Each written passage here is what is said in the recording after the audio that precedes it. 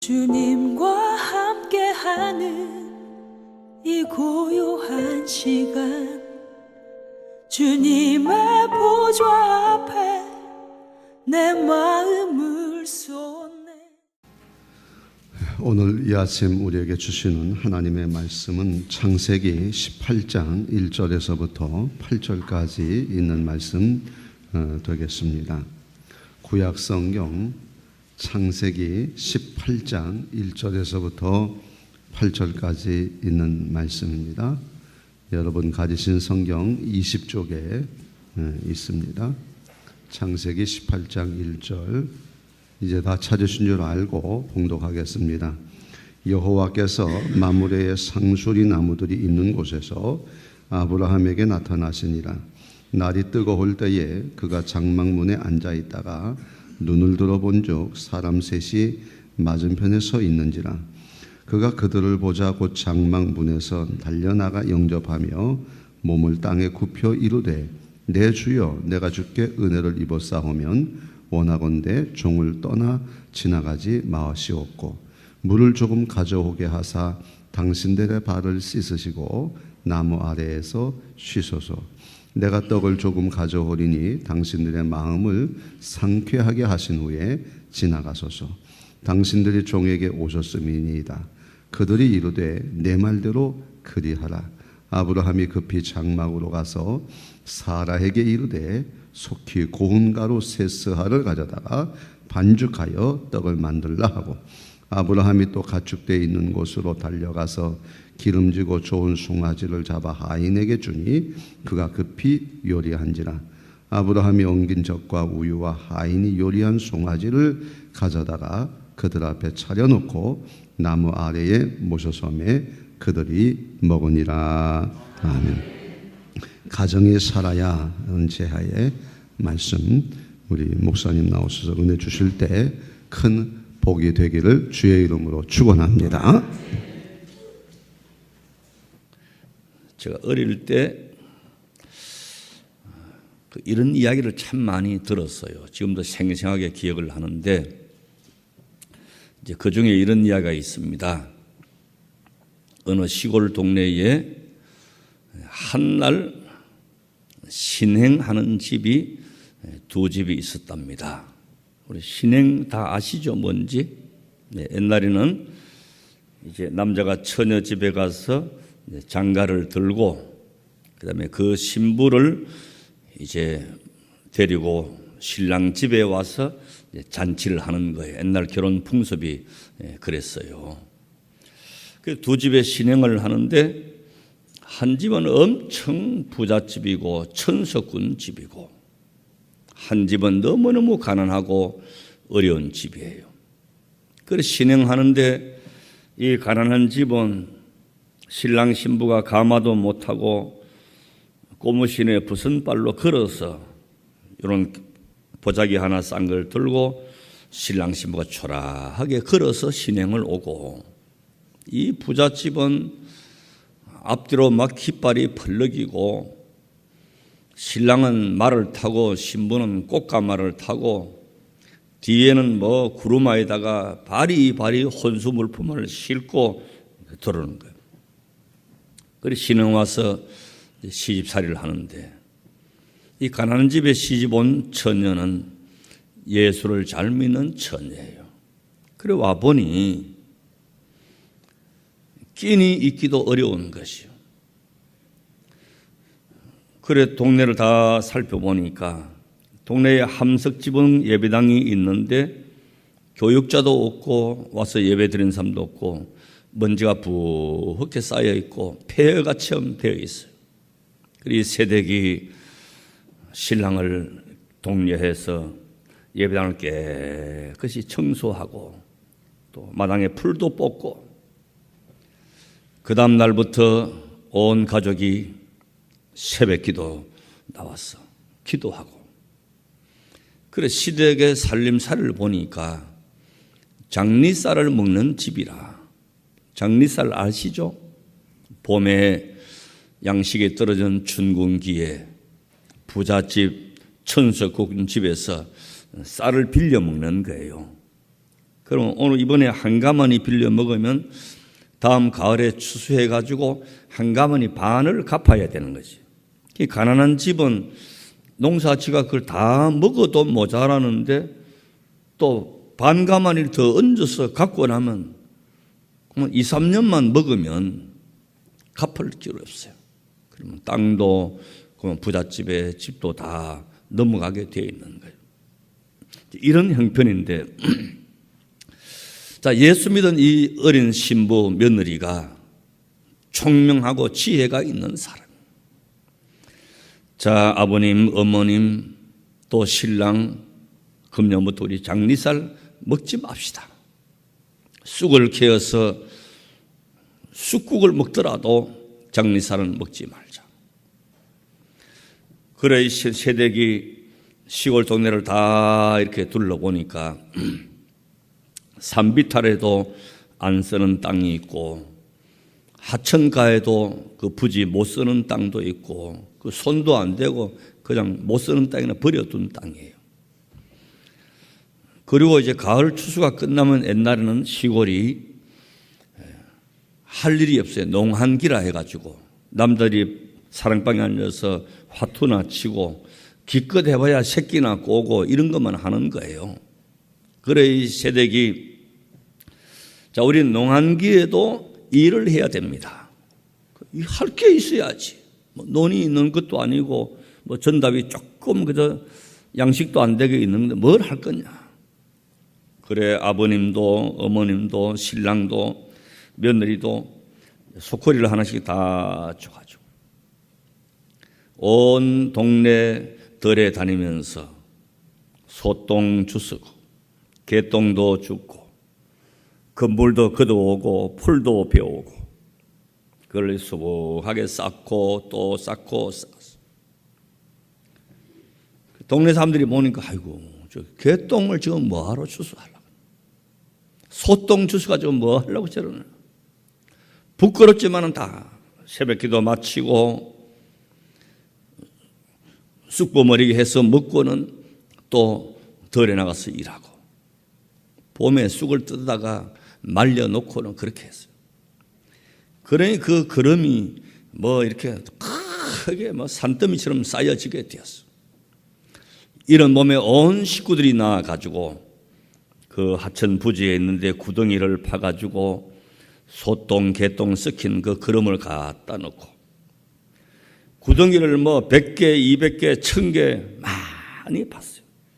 그리고 거기다가 이제 호박을 심고 또 그 사이에는 수수도 심고 또 변두리는 팥도 심고 콩도 심고 자 그렇게 심고 나니까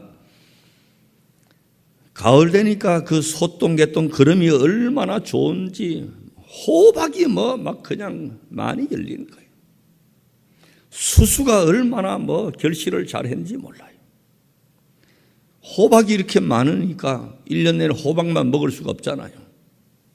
그리고 어떤 사람은 쌀 가져와가지고 호박 바꾸어 가고 또 수수 경단 해야 되니까 쌀 가져와서 수수 또 바꾸어 가고 1년 농사했는데 양식 문제가 해결이 되어버리는 것이죠. 여러분 한 사람의 예수 믿는 사람이 가정에 들어가면 모든 변화가 일어납니다. 가정이 우리는 수입이 많아지고 이러면 자꾸 가정이 잘 되는 줄 아는데 그렇지 않아요. 그래 부잣집에 시집간 이 며느리는 부잣집이니까 앉아가지고 맨날 손톱이나 따듬고 읍내 미장원이나 다니고 신랑은 처음에는 괜찮아 보였는데 주막집이나 다니고 이렇게 하니까 살림이 유지가 됩니까? 부잣집은 점점 기울어지고 가난한 집은 점점 일어나게 되었는데 몇 년이 못 가서 가난한 이 집은 부자가 되었고 또 이 부잣집에 온 이거는 예수 없이 가진 것으로만 사니까 다 사람이 많이 먹고 잘 입는다고 소비되는 게 아니에요. 한눈 팔고 딴짓하면 다 그래 되는 거예요. 신랑이라는 게 일도 안 하고 꽃다방이나 다니고 주막이나 다니니까 재산이 남을 난리가 있습니까? 예수 믿는 며느리 한 사람 들어가니까 가정이 완전히 바뀌어버린 것이에요. 제가 평택에 처음 부임해가지고 이렇게 대신방을 하는데 교회 부근에 사는 한 집에는 목사님 저 집은 절대 신방 못한다 그래요. 무슨 사정이 있냐? 목사님 저 집에 신방 갔다가는 봉변당합니다 그래요. 그 부인 집사님 남편이 얼마나 포악스러운지 교회에서 왔다만 난리를 지기고 성경책을 막 찢어가지고 아궁이에 집어 던지고 이게 한두 번이 아니라는 거예요. 그리고 신방 갈라 해도 이렇게 들여다보고 남자 신발이 놓여 있으면 못 가는 거예요. 이 어른이 술을 얼마나 좋아하는지 술을 한번 먹으면 3일 밤낮을 먹는답니다. 그래 막 거리를 쓸고 다니고 아무 데서나 바지 벗고 술만 들어가면 이거 뭐 그만 뭐 같이 그냥 지내는 거예요. 그런데 하루는 제가 새벽 기도를 인도하는데 그 양반이 술이 이렇게 취해가지고는 뒤에 와서 앉는 거예요. 아이고, 난장판을 부를 건데 무슨 봉변을 당할지 모르겠다. 부인이 고개도 못 들고 저희를 어떻게 하면 좋냐. 그런데 술은 취했는데 잠잠해요. 그래서 새벽 기도를 마치고 제가 그랬어요. 아이고, 어르신 약주를 많이 하신 것 같은데 나하고 해장국 하러 가실랍니까? 그래 하니까 따라 나서더라고. 그래 그 어른을 모시고 새벽에 해장국집 가서 해장국을 먹었어요. 그래 뭐 왜 그러냐, 술 왜 먹었냐 이런 이야기 하지 않고 그냥 해장국만 먹었어요. 그 다음날 새벽에 또 나왔어요. 아이고. 그래 또 모시고 가서 또 해장국을 먹었어요. 내가 팔자에도 없는 해장국을 2년 먹었습니다. 2년. 사람이 달라졌어요. 교회에 나오기 시작하는 거예요. 교회에 나오는데 뒷자리도 안 앉고 맨 앞자리에 앉는 거예요. 몇 년 동안 술을 못 끊어가지고 본인이 고통스러워하는데 몇 년 지나고 나니까 완전히 사람이 달라지는 거예요. 예수 들어가니까 사람이 달라지는 거예요. 부인 얼굴이 환하게 밝아졌어요. 돈 많이 벌어줘가 달라진 것도 아니고 갑자기 신랑 인물이 좋아져서 달라진 것도 아니고 예수 들어가니까 가정이 달라진 거예요. 그게 벌써 20몇 년이 됐어요. 그래 한 15년 전쯤 됐는데 교회 뒤에 제가 이발을 하러 갔더니 이발 다 하고 이발비를 이렇게 드리니까 목사님 이발비 누가 냈습니다 그래요. 그래고 우리 교인이 내가 여기 이발하러 오는 줄 알고 이발비를 냈는가 보다 그렇게 생각을 했죠. 또 그 다음에 이발하라고 하니까 목사님 이발비 냈습니다 그래요. 내 이발비를 누가 냈냐고. 여기 사는 그 신아무개 그 어르신이 이발비를 냈는데 목사님 이발비는 평생 자기가 부담한다고 절대 받지 마라 했습니다 그래요. 지금 80 중반쯤 되는데 요즘 제가 기도 제목이 하나님 아버지 그 어른 백세수를 살게 해 주시옵소서. 내 이발비 돼야 되니까 계속 돼야 되니까. 제가 가서 교회 건축하고 교육관 건축한 것보다 더 큰 변화가 한 사람이 예수 믿는 것이요. 그분이 사람이 변화된 것이요. 예수 그 심령에 들어가니까 완전히 달라졌어요. 늘 지금은 웃게 되고 얼마나 뭘 잘 섬기는지 몰라요. 목사님 뭐 필요한 거 없습니까? 교회도 뭐 비품이라도 얼마나 많이 봉사하는지 몰라요. 나는 가끔 새벽기도 빠지지만은 그 양반은 새벽기도 빠지는 법이 없어요. 저는 새벽기도 5시 하고 6시 하고 2번 하거든요. 5시 하는 분 5시 하는데 원래 그게 새벽기도 시간인데 직장 가는 분은 5시간, 6시간, 1시간 차이지만은 굉장히 차이가 있다 그래요. 6시도 하는데 이분은 새벽기도 2번 다 참석하는 거예요. 예배도 한 번 들어가는 직성이 안 풀려요. 1부 왔으면 2부 안 와도 되는데 또 오는 거예요. 교회 행사에 빠지는 법이 없고 말이죠. 우리 가정에도 예수 우리 가정의 주인 되시면 가정이 달라지고 우리가 변화되는 것이고, 예수 잘 믿는 거는 다양하게 우리에게 유익이 되는 것이에요. 옛날에는 술 마신다고 돈 갖다 버리고 김마담한테 돈 갖다 버리고 했는데 이제는 예수를 위해서 쓰니까 돈을 써도 얼마나 고상하게 쓰고 인간답게 쓰고 가치 있는 데 쓰느냐 말이에요. 그러니까 경제적으로도 예수 잘 믿고 사는 게 훨씬 더 유익이에요. 오늘 본문에 보면 2절 말씀에 보면 달려가 영접하며 달려가서 영접했다 그랬어요.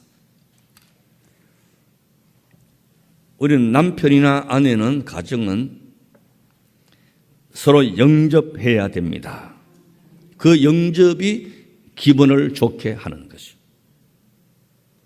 신혼 때야 자연스럽게 막 그렇게 하고 잘 갔다 오라 그러고 전화하고 이렇게 하지만은 살다 보면 그게 없잖아요. 덤덤하게.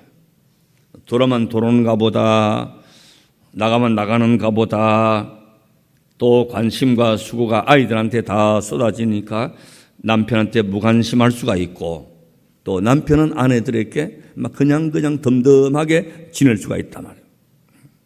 그래서 남자들이 집에 들어와서는 비록 회사에서는 말단 사원이라 하더라도 집에서는 왕처럼 영접받기를 원하고, 당신 내 애 때문에 힘드니까 라면 끓여가지고 밥 말아 드세요. 이런 거 편한 것 같지만은 그 좋은 게 아니에요. 달려 영접해 주기를 바라요. 우리가 쉽게 이렇게 해버리잖아요.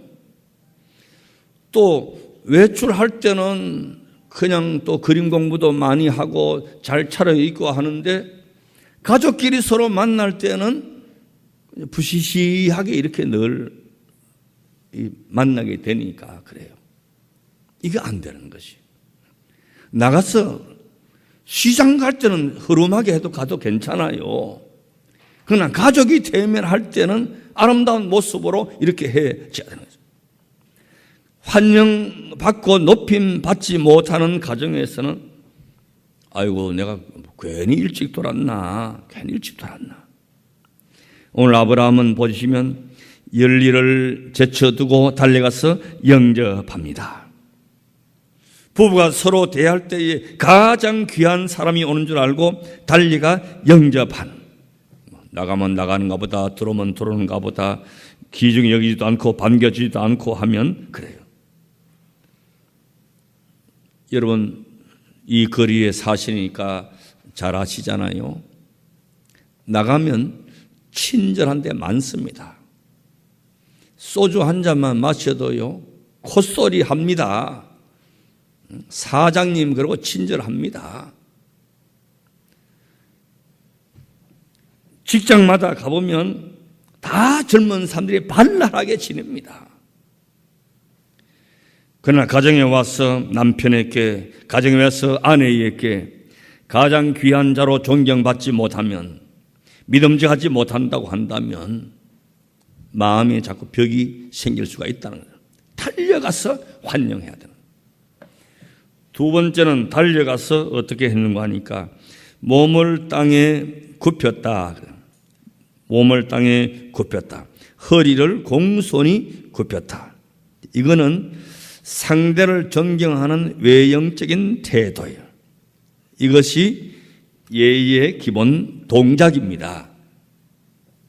제가 이제 세례문답을 할 때 청년들 또 고등학생들은 따로 예비 공부를 시킵니다. 시키는데 제일 먼저 시키는 게 뭐냐? 너희들 일어나 봐라, 일어나 봐라. 교회에서 어른들을 만났을 때, 장로님, 권사님, 또 연세 많은 어른들을 만났을 때 인사하는 걸 한번 해봐라, 인사해봐라. 요즘 애들이 목이 뻣뻣해가지고 인사를 안 해요. 또 저도, 그래도 내가 담임 목사인데 가면 나는 서 있고 지는 앉아 있습니다. 이게 인사예요. 그러면 기분 나빠요. 저는 논산훈련소 갔다 온 지가 벌써 40년이 훨씬 넘었는데 말이죠. 지금도 기억하고 있어요. 경례가 뭐냐, 경례가 목적이 뭐냐. 군인 상호 간의 인사이며 상관에 대한 존경심과 복종심의 발로이다. 맞죠?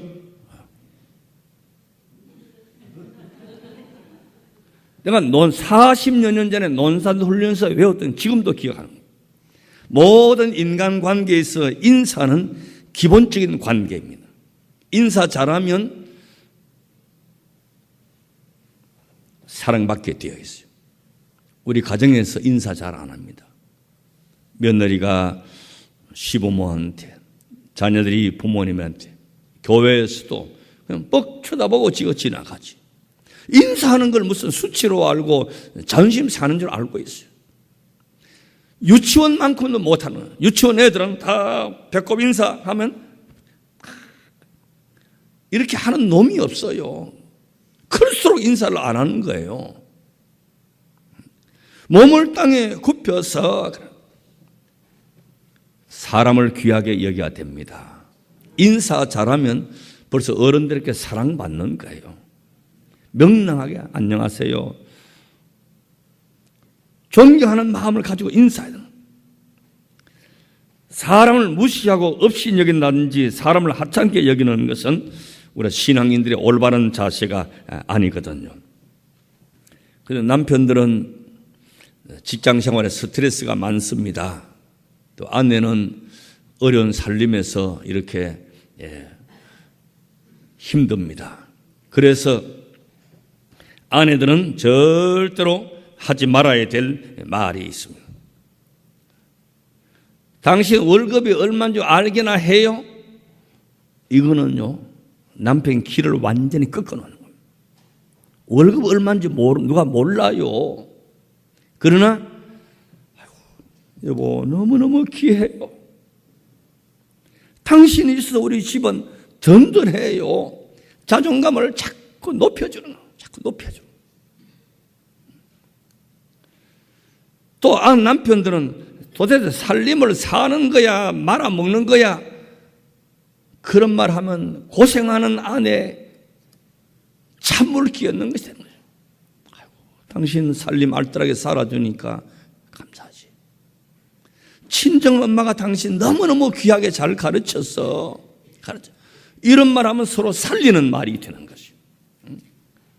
꼭 친정엄마 닮아가지고 이러면요, 집에 불 지르는 거예요. 불 지르는 거예요.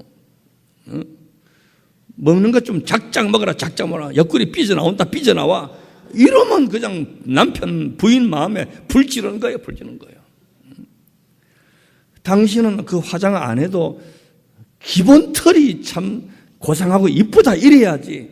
그거 바른다고 호박이 수박 되냐? 이러면 화장품도 못 사주면서 부인 죽이는 거예요. 죽이는 거예요.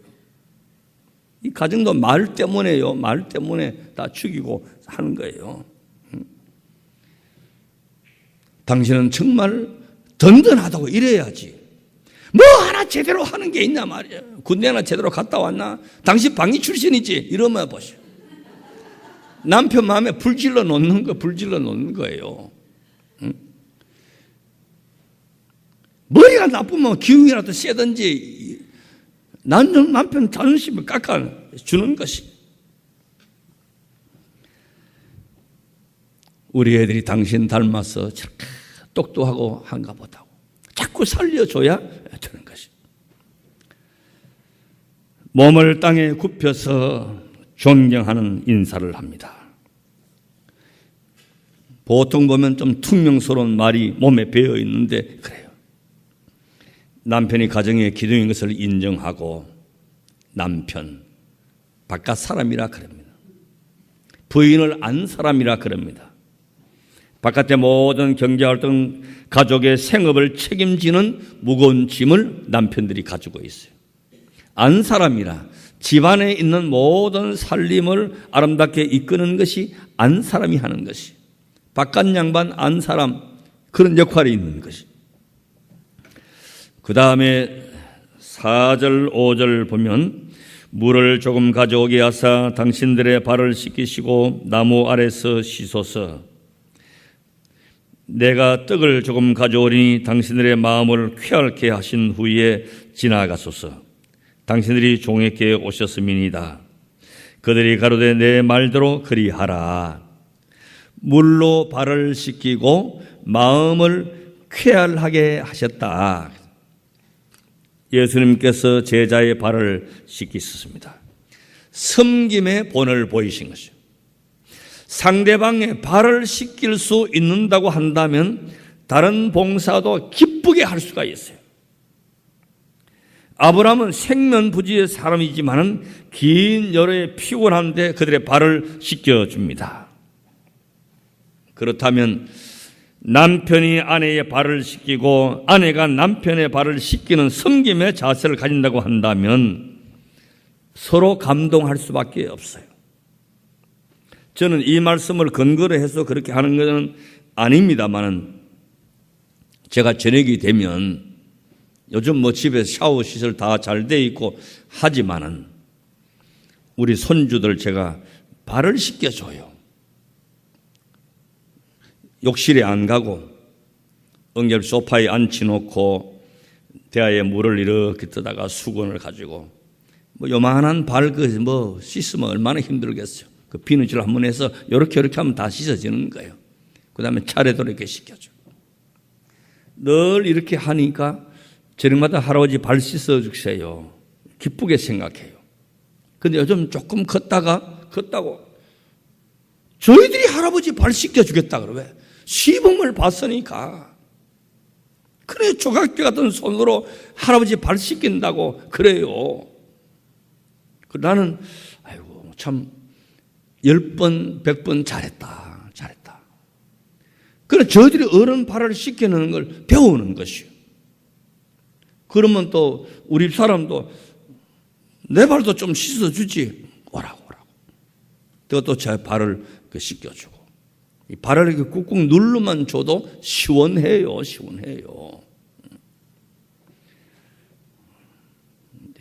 이쪽에는 듣지 마시고 여기만.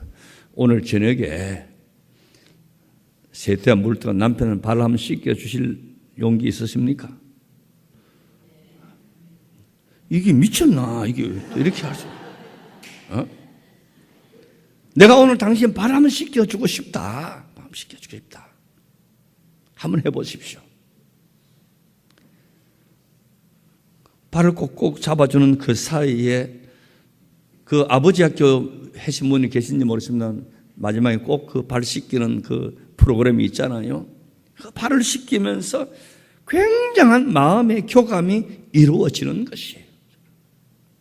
결혼하고 20년, 30년 살면 솔직히 서로 덤덤하죠. 제가 첫 시간에도 말씀드렸듯이 이뻐 죽겠어 사는 가정이 누가 있겠어요.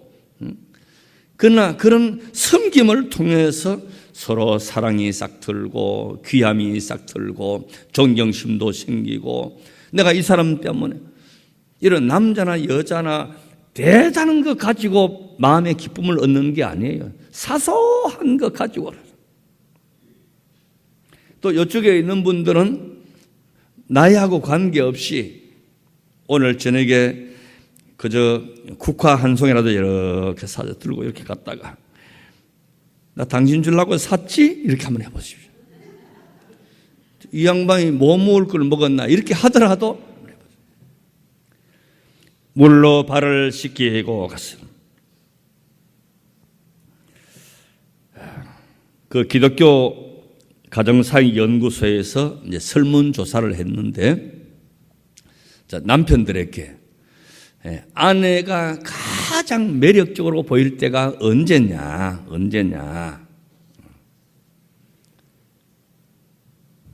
미장원 갔다 왔을 때냐?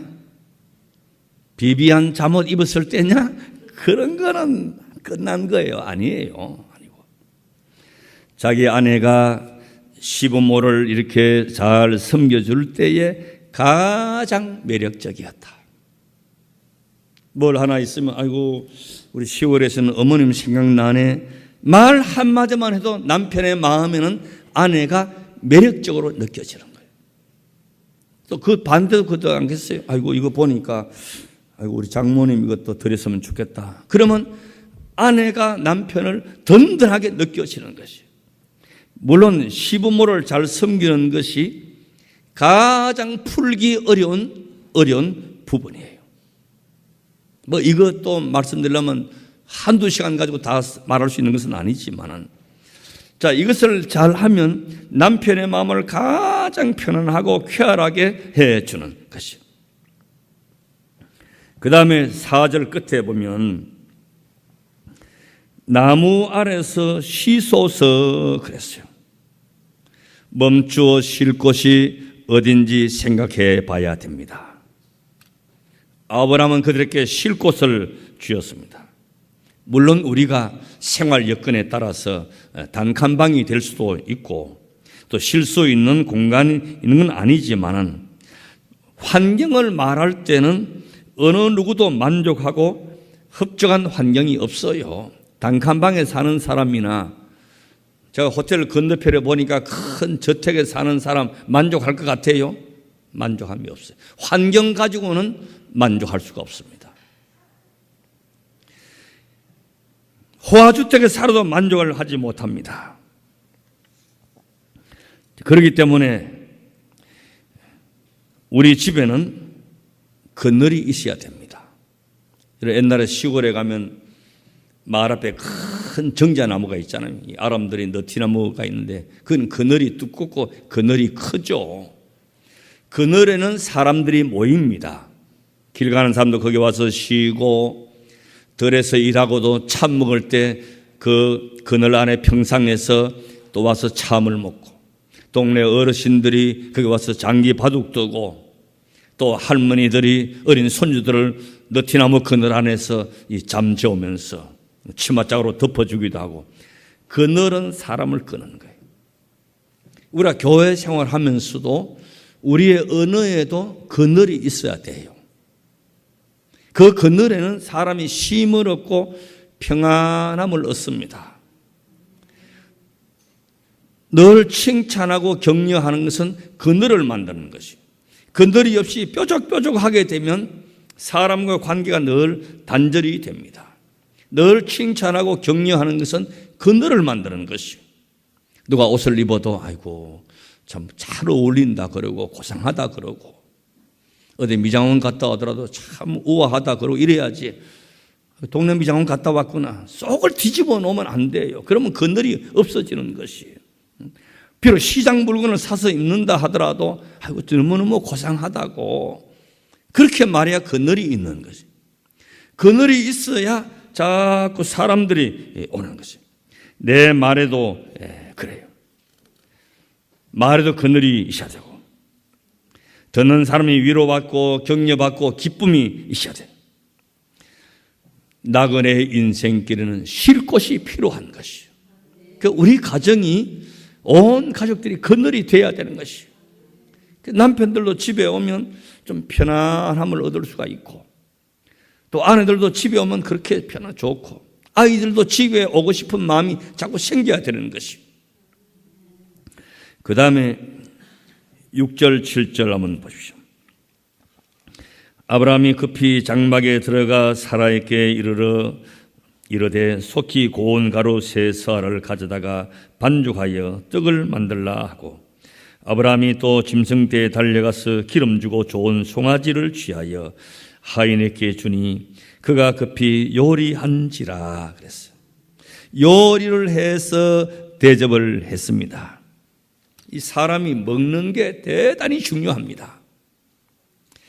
배가 고프면 신경이 예민해지고 기운이 없으면 또 일을 못하고 그랬죠. 잘 먹고 소화시키는 것이 가장 큰 축복인데 오죽했으면 금강산도 식후경이라 했겠습니까? 솔직히 우리가 무슨 요리를 해서 먹겠어요. 늘 먹는 게 그렇고 오늘 저녁에 뭐 해 먹나 맨날 고민하지만은 맨날 먹어봐야 김치고 된장이고 그렇잖아요. 그러나 요리하라고 하는 것은 특별한 그런 것이 아니고 내가 밥만 하는 사람이냐 그런 생각을 갖는 것이 아니에요. 저는 지금도 늘 기억하는 것이 우리 어머님이 워낙 먹는 입이 많으니까 가마솥에 이제 밥을 이렇게 지어서 솥뚜껑을 이렇게 열면 김이 확 올라오는데 그래 밥주걱을 들고는 꼭 이렇게 십자가를 이렇게 꺾고 밥을 받으라고. 그래 밥에 무슨 십자가를 끊는 게 그게 십자가 의미가 무슨 있겠습니까만은 그게 좀 무속적인 그런 것도 아니냐 그렇게도 할 수 있지만 내가 목사가 되고 또 내 아이를 키워보면서 느끼는 것이 그때 우리 어머님이 가마솥 뚜껑을 열고 비록 보리밥이지만은 십자가를 그었는데 무슨 마음으로 그었겠느냐 밥을 펴면서 기도했을 거란 말이에요. 하나님 이 자식들 이 밥 먹고 학교 갑니다. 하나님 인도해 주시고 보호해 주시고 하나님 사랑받는 아들 되게 하시고 지혜와 총명을 주시옵소서. 그래 밥을 했을 거란 말이죠.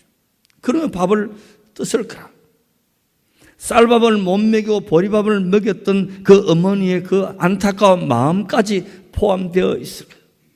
저는 지금 생각하니까 이야 너무너무 귀한 음식을 제가 먹고 자랐다. 지금 보니까 그때는 구체 없이 먹었는데 지금 와서 보니까 보리밥이 몸에 얼마나 좋고 쑥이 얼마나 몸에 좋고 그때는 몰랐는데 하나님께서 그 좋은 것을 미리 다 먹여주셨더라고. 다 먹여주셨어요. 아마 그래서 제가 지금도 건강하다. 저는 지금 무릎도 안 아프고 허리도 안 아프고 눈도 잘 보이고 내 나이쯤 되니까 다 나무 이빨 끼었는데 저는 이빨도 내 이빨이고 그때 우리 어머님이 기도한 보리밥을 내가 먹어서 그래 됐다. 저는 그렇게 생각하고 있어요. 그리고 우리 어머님 8명 자녀 그 다음에 또 자녀가 수십 명 되는데 이제 열매가 많이 맺히게 돼요. 많이 맺혀요. 교수도 나왔고 의사도 나왔고 판사도 있고 또 목사도 있고 3대 가니까 어머님의 그 기도와 그 간구하심의 열매가 자꾸 맺히기 시작하는 거예요.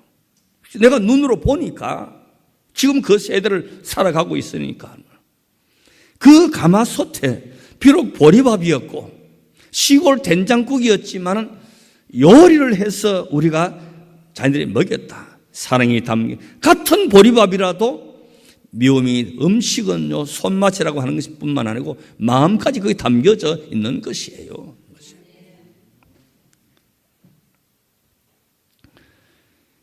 잠언 31장에 의하면 아내는 가족들에게 때를 따라 양식을 보급할 의무가 있습니다. 남편들의 불만사항 가운데 첫 번째가 먹는 거랍니다. 특별히 요리를 해서 달라고 하는 것은 아니지만 같은 것이지만은 식사를 소홀히 한다고 하는 것이 대체로 남자들의 불만이랍니다. 그래서 우리의 식탁이 그렇게 화려한 것이 아니지만은 돈만 많이 벌어와봐, 돈만 많이 벌어봐라 이러면 더 불지르는 거고 있는 것이고 남자를 더 피곤하게 하는 것은 산의 진미를 원하는 것이 아니고 정성과 사랑이 담긴 식탁을 원한다고 하는 것이죠. 아브라함은 송아지 요리를 대접했습니다. 이건 별미입니다. 별미. 이건 별미라고 하는 것은 무슨 산의 진미를 가지고 별미가 되는 것이 아니고 그 사람만을 위해서 특별히 준비하는 것을 말하는 것이에요. 진수성찬을 말하는 것이 아니고 그 사람의 존재를 귀히 여기고 정중히 모셨다고 하는 것입니다. 저는 별미가 있습니다. 별미. 저도 좋아하는 별미가 있어요. 아주 쉬운 거예요. 풋고추 썰어놓고 깻잎 썰어놓고 장떡 구워주면 나는 별미예요. 어릴 때 그거 먹었으니까. 사람이 마지막까지 안 변하는 입맛이 안 변하는 거죠. 미국 가서 30년 40년 살아도 여기 오니까 보인당집에 먼저 찾아가더라고. 어릴 때 먹는 음식을 벗어날 수가 없어요. 마지막까지 안 변하는 게 입맛이에요. 영어만 쓴다 하더라도 입맛은 안 변하는 것이. 이거는 창조 때에 남편은 여자의 위로와 도움을 받도록 지음을 받은 것이에요. 그리고 속담에 여자는 두 아들을 키운다 그랬어요. 첫째 아들은 내가 낳은 아들, 둘째 아들은 시어머니가 낳은 아들, 둘 키우는 거예요. 시어머니가 낳은 아들을 키우는 거예요. 그러나 둘 다 같이 돌봐야 한다고는 공통점이 있는 것이에요. 그래서 남편이 집에서 존경받고 최고로 대접받으면 나와서도 당당합니다. 집에서 아내로 남편으로부터 귀하게 여김받고 무시당하지 않고 여자분들의 가장 큰 불만사항이 뭐냐? 뭐 뽀뜩하면 남자를 확 버럭버럭 화를 낸다는 거예요. 화를 내고 자기를 무시한다는 거예요. 화장품 예쁜 거 못 사주더라도 남 부인을 귀하게 여기고 또 사랑스러워 대한다고 한다면 얼굴이 밝아질 수 있는 거지. 불만사항이 너무 간단하잖아요. 쉽게 할 수 있는 사항이에요. 돈 들여서 할 수 있는 것이 아니고 다 그냥 할 수 있는 일들인데 그걸 우리가 다 놓치고 살고 있는 것이. 그런데 향기 언제나 가득한 꽃동산은 아름다운 환경 속에서 이루어지는 것이 아니고 우리의 마음의 자세만 조금만 바꾸고 남편의 마음속에 아내의 마음속에 예수 그리스도의 마음이 들어가면 완전히 변화될 수 있는 가정을 이룰 수가 있다는 말씀이에요. 오늘 우리의 가정이 힘들고 어렵고 고달프다 하더라도 이와 같은 사랑의 행복한 가정 다 이루시고 가정이 행복하고 가정이 잘 되면 나와서도 잘 되고 영혼도 잘 될 수가 있는 것이. 가정생활이 원만하면 교회 신앙생활도 원만하죠. 그렇죠? 이 은혜가 우리 모두에게 충만하게 되시기를 주의 이름으로 축원합니다. 아멘. 하나님, 태초에 우리에게 가정을 주셨습니다. 부모를 떠나 아내와 연합하여 가정을 이루게 하셨습니다. 가정에서 태어나서 가정에서 살다가 가정에서 일생을 마치게 됩니다. 해가 지면 가정으로 돌아갑니다. 어려운 일이 있어도 가정이 생각납니다.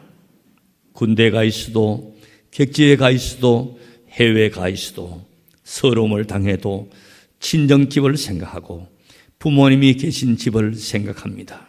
주님, 우리의 집을 온전케 하시고 주님이 주인 되셔서 행복한 가정 이루게 하여 주시옵소서. 한남제일교회에 속한 모든 믿음의 권속들은 다 행복한 가정 속에서 살아가게 해 주시옵소서. 오늘 한날도 주님께서 친히 인도하시고 유쾌하고 행복하고 보람된 활기찬 하루 되게 하옵소서. 예수님의 이름으로 기도드리옵나이다. 아멘.